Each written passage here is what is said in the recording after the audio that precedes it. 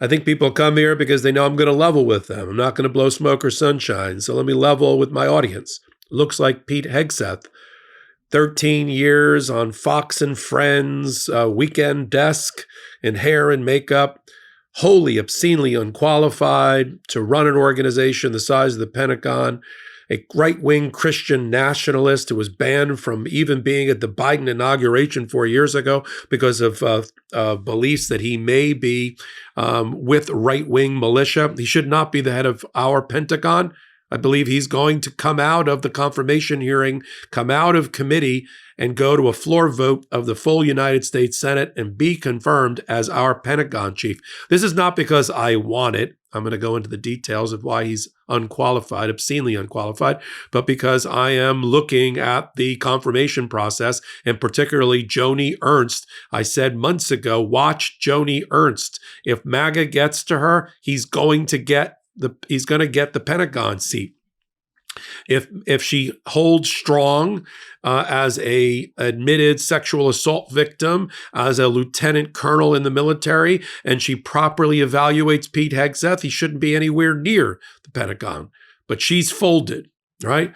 What's the movie? White House down. We have Joni Ernst down. I'm Michael Popok. You're on Legal AF, the YouTube channel. Let's get into the confirmation process today. We've moved on to Pam Bondi for Attorney General, with Pete Hegseth leading off. I think it was an interesting strategy by Donald Trump to lead off with Pete Hegseth, who's one of his most controversial, and see if MAGA can shove him through.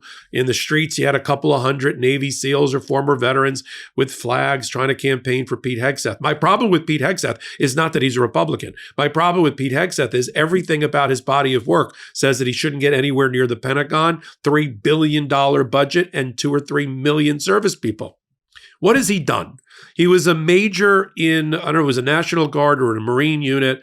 Sure, I'm not going to take away, I'm not going to steal his valor. To the extent that bullets were whizzing by his head, as he said, in Fallujah, I salute you. The problem is, since you came back, you've done nothing to stand up for the patriotism and the valor that you say you earned. 13 years on Fox and Friends as a blow-dried analyst, not even an analyst, a weekend anchor. I mean, last I looked, he was doing, last year he was doing the ball drop in Times Square near Anderson Cooper. I don't want Anderson Cooper to be the Pentagon chair either. He's written 13 books. If you dive into them the way we have here on the Midas Touch Network, you'll learn that he's effectively against all women being in combat positions. He's against all women being in leadership positions because he believes, as a Christian right-wing nationalist, he believes in male hegemony, that they should run the world. They should run the world, and women should be, I hate to say it, but barefoot and pregnant.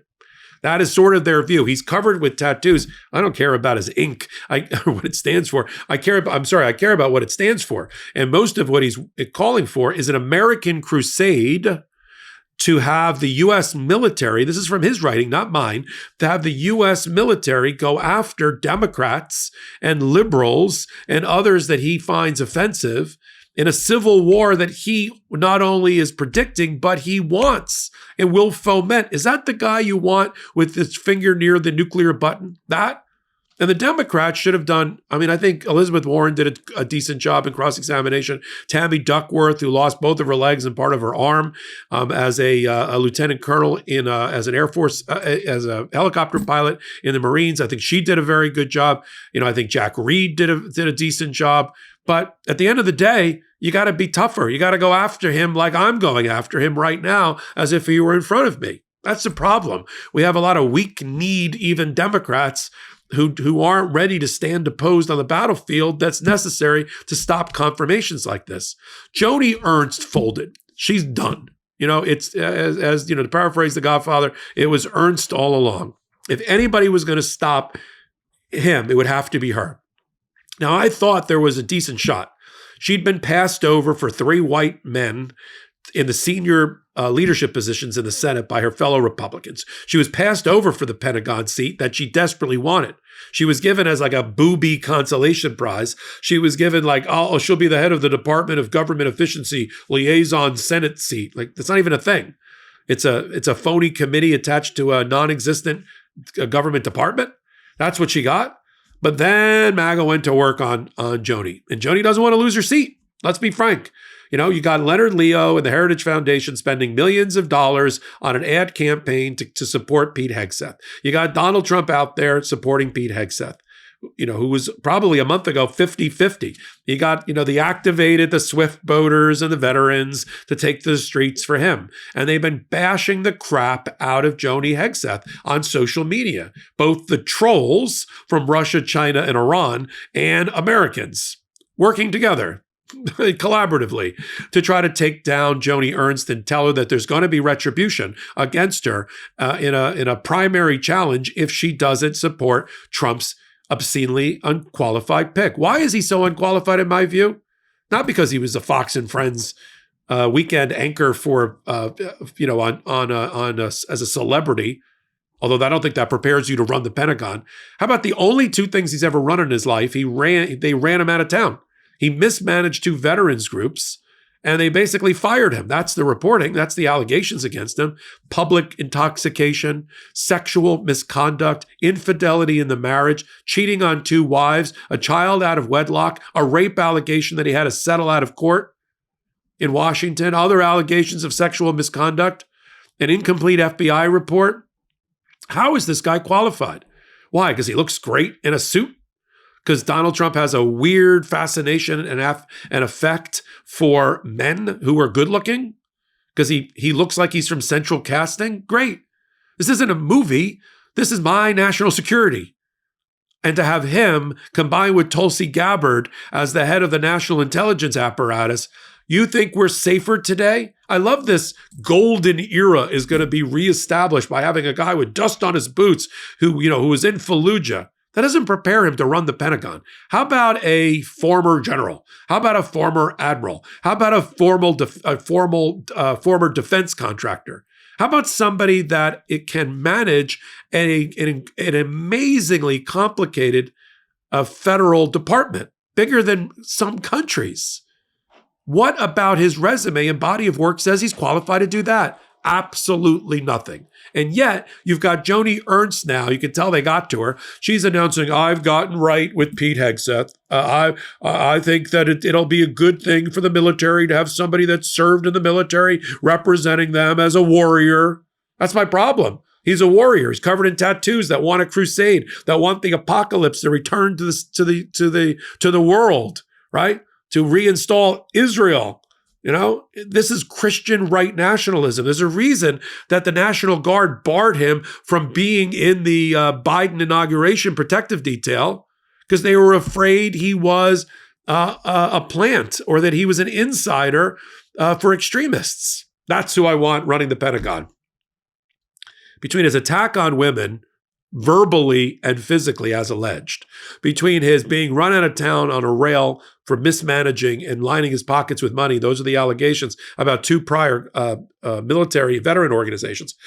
Between that, his attack on women and saying they don't have a role in combat. I mean, he had a backtrack so much during his confirmation hearing that I thought he was going to fall over backwards. Yeah. And then he did a terrible job trying to answer questions and cross-examination because he's not prepared for this position. He should have said no. Now, what's going to happen? This is the truth-telling part, as I like to do in my hot takes. He's going to get confirmed from this Senate Armed Services Committee. Now that Ernst has signaled she's okay, it's going to come out. It's going to be a close vote. Maybe it's going to be, a 3-vote lead for the majority for that committee.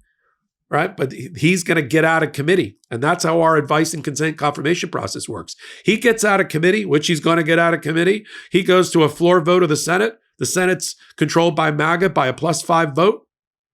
He's confirmed.